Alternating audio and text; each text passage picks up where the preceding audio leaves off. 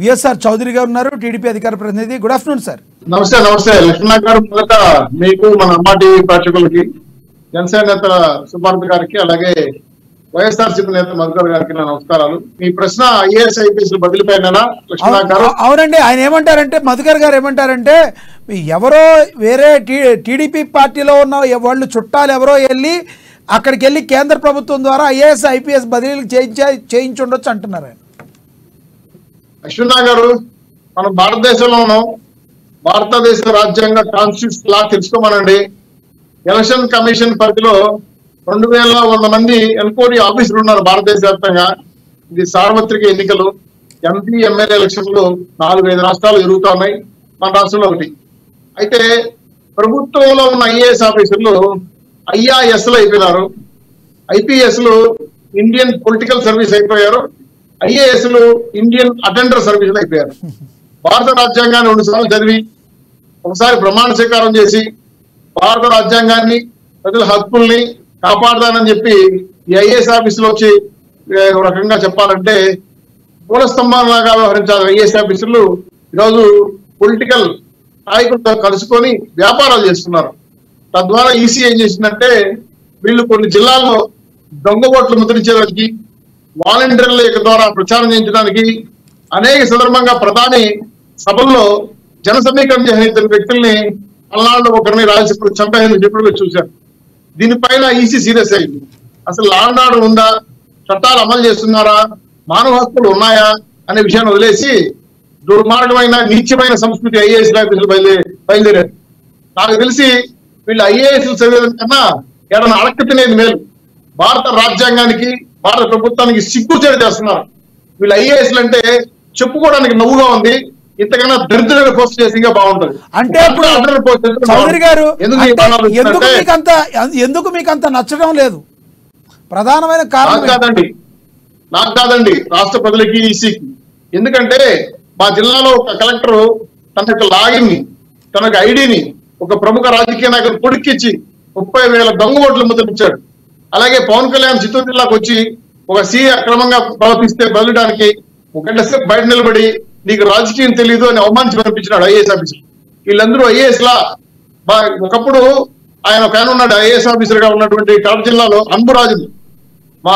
ఆయన వివేకానంద రెడ్డి గారు హత్య జరిగినప్పుడు ఆయన ఎస్పీ, ఇప్పుడు ఆయన అనంతపూర్కి ఎస్పీగా ఉన్నాడు.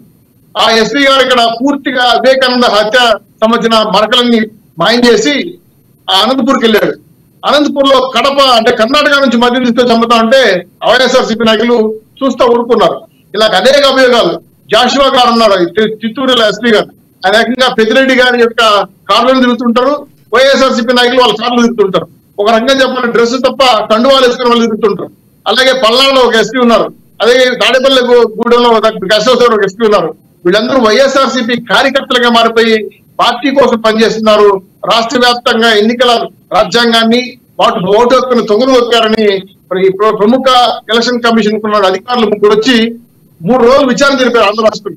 జరిపిన తర్వాత వివిధ పార్టీలకు వచ్చిన కంప్లైంట్స్, అదేవిధంగా మేధావులు వచ్చిన కంప్లైంట్స్, అదేవిధంగా గతంలో ఎలక్షన్ కమిషన్ నిమ్మగడ్డ రమేష్ గారు అంటూ వాళ్ళ ఫోరం తరఫున కంప్లైంట్స్ పెడితే నిజమా కాదా అని ఎన్క్వైరీ ఆఫీసర్లు పంపించారు.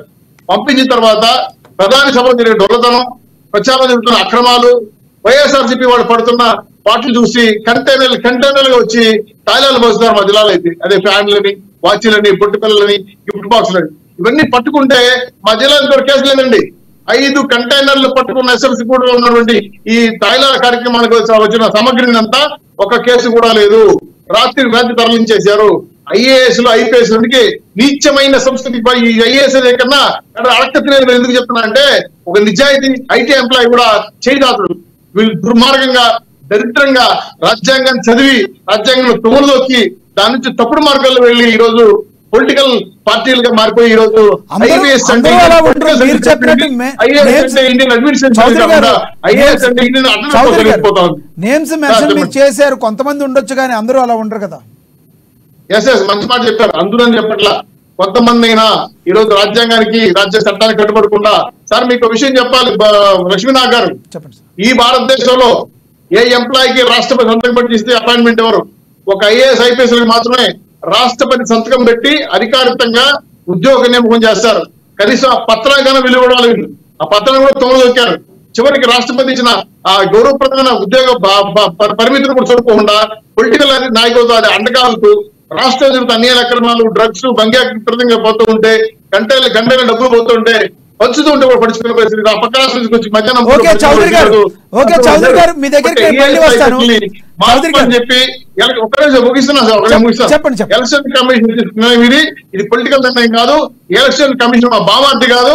ఎలక్షన్ కమిషన్ వాళ్ళు నిర్ణయాలు తీసుకుంటారు, వాళ్ళ సర్వ సెక్టర్లు ఉంటాయి, వాళ్ళ అటానమస్ బాడీస్, అవి గుర్తించాలి. Okay sir.